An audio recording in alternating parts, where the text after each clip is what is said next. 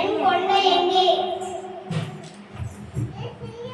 ஒரு கத்திரி தோட்டம், அதில் ஒரு கத்திரி செடி.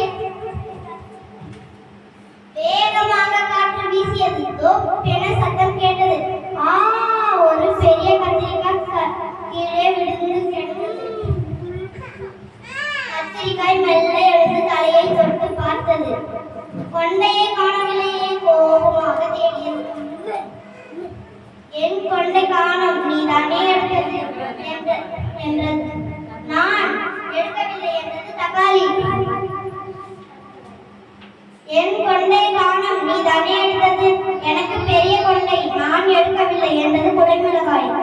என் கொண்டை காணோம், நீதானே எடுத்தது. நான் இப்போதுதான் வளர்க்கிறேன், நான் எடுக்கவில்லை என்றது சுரைக்காய்.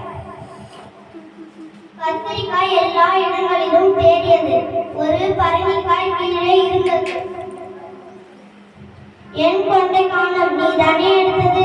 பரங்கிக்காய் பதில் சொல்லவில்லை. எனக்கு தெரியும், நீதானே எடுத்தது.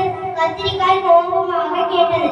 அடே, உன் கொண்டை உன் செடியிலே இருக்கு, அங்கே போப்பா. கத்திரிக்காய் வேகமாக ஓடியது. உருண்டு உருண்டு ஓடியது. செடியில் கொண்டை இருந்தது. இதோ என் கொண்டை. கத்திரிக்காய் கொண்டையை எடுத்து தலையில் மாட்டி மகிழ்ச்சியில் குதித்தது.